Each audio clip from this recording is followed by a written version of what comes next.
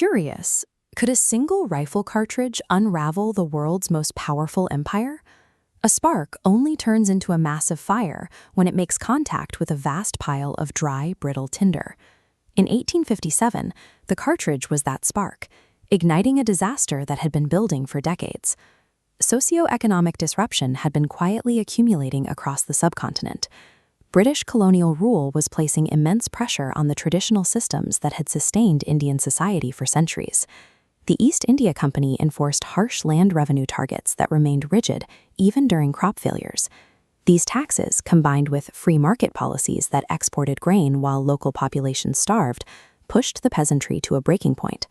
Simultaneously, new colonial laws restricted access to ancestral forests and introduced a landlord system that systematically transferred tribal lands into the hands of outsiders and moneylenders.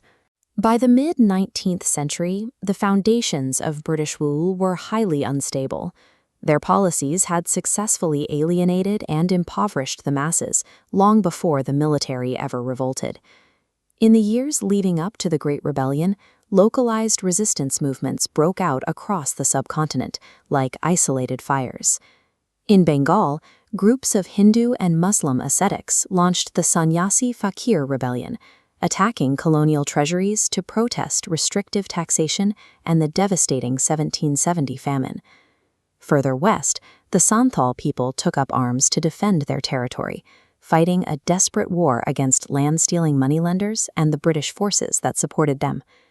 Throughout northern Bengal, peasants trapped in debt slavery launched the Indigo Revolt, refusing to grow cash crops for European markets while they lacked basic food security.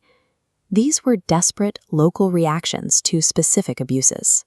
They were not yet a coordinated movement, and they lacked a shared strategic command. The British crushed these early revolts, but the pattern was set. Disparate social classes were reacting to the same systemic pressures, creating a volatile environment where isolated grievances were beginning to overlap. The British East India Company relied on Indian soldiers, or sepoys, to maintain its authority. These men were often recruited from rural families, making every sepoy a peasant in military uniform.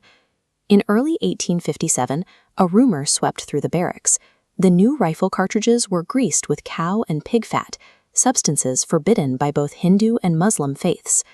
Loading the rifle required biting the cartridge open. This forced violation of religious and cultural identity acted as a final weight on top of years of economic suffering. This 1857 map shows how quickly the situation escalated. From Pandey's defiance in Barrackpore, mutiny surged across the northern heartland. As command broke, barriers to resistance vanished. Peasants, tribal groups, and ousted rulers flooded the power vacuum, turning a barracks revolt into a general uprising. By the time the sepoys reached Delhi, 1857 had transformed into a massive convergence of anti-colonial resistance that cut across nearly every social class in northern India. Leaders like Rani Lakshmi Bai and Nana Sahib stepped into the chaos, attempting to coordinate scattered rebel forces and capturing massive strongholds like the Gwalior fort. Despite this sudden, widespread surge of energy, the rebellion struggled to maintain its momentum against the British response. The movement lacked a unified central command. Different regions and leaders were fighting for disparate, often conflicting local goals, preventing a single strategic focus. British forces exploited these divisions. They launched a brutal, systematic military campaign to recapture lost territory, executing mutinous soldiers and burning entire villages to ensure the population remained submissive. The conflict effectively broke the East India Company's centuries-old corporate monopoly.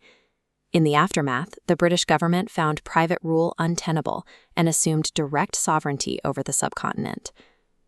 This transfer to direct crown rule in 1858 was a permanent change in the geopolitical landscape.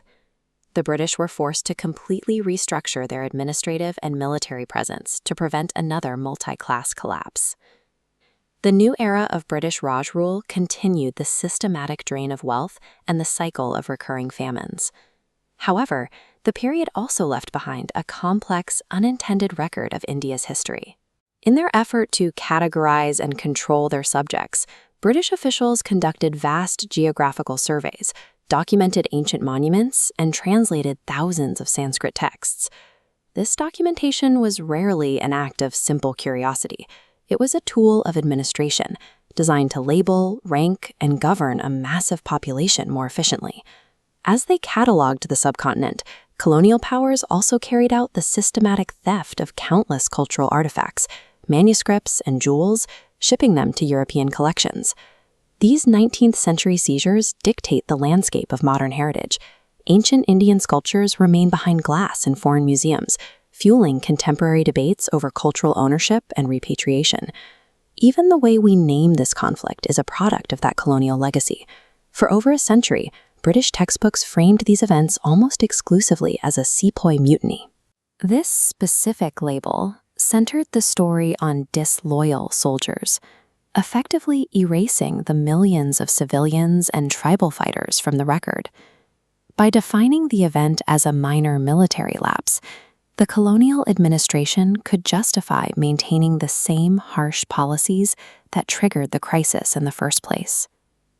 When one side controls the archives and the textbooks, they decide which voices remain in the narrative. Recovering those lost perspectives is the only way to see the full architecture of the rebellion.